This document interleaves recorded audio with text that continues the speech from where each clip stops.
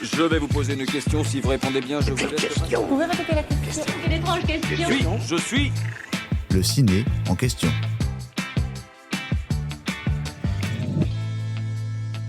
On ne laisse pas bébé dans un coin. Danse, vacances, histoire d'amour, lac, portée. On va évidemment vous parler de Dirty Dancing. Les Français posent leur valise à la pension de famille Kellerman en décembre 1987 grâce au réalisateur Émile Ardolino.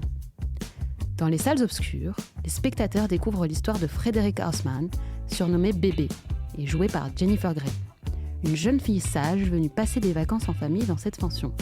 Lorsque Bébé découvre que des animateurs du village de vacances forment un groupe de danse, elle saisit sa chance.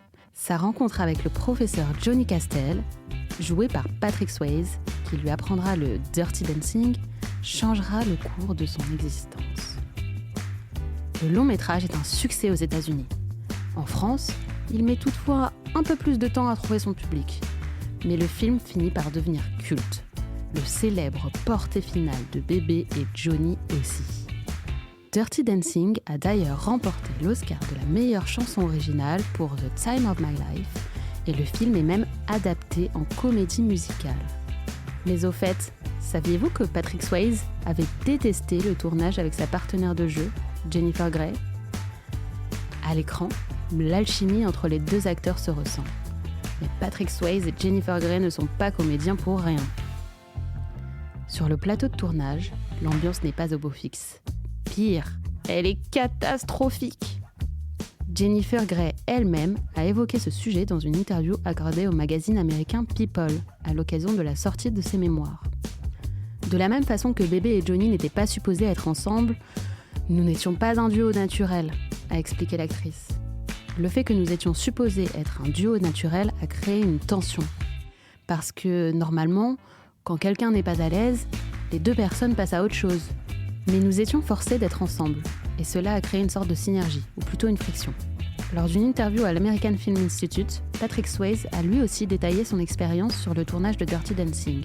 On tournait ces scènes de danse et elle pleurait, elle riait. Ces moments fonctionnaient très bien parce qu'ils étaient authentiques, s'est-il souvenu. Ils ont juste pris les pièces de Patrick et Jennifer en train de travailler ensemble, de tenter de former un duo de danseurs, et ils ont gardé ma frustration, ma véritable frustration.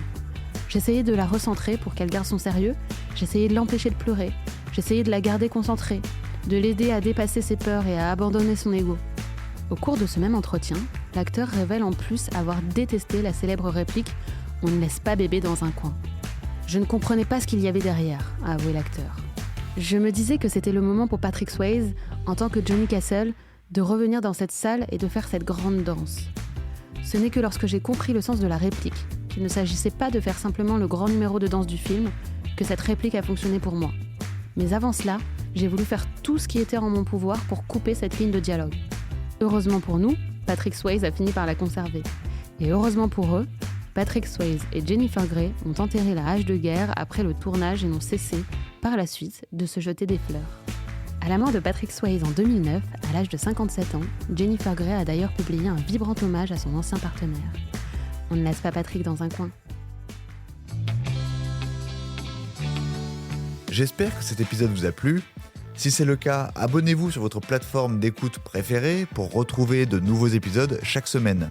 Et si vous en voulez plus, découvrez la télé en question et les séries en question sur les plateformes d'écoute et téléloisirs.fr. À bientôt.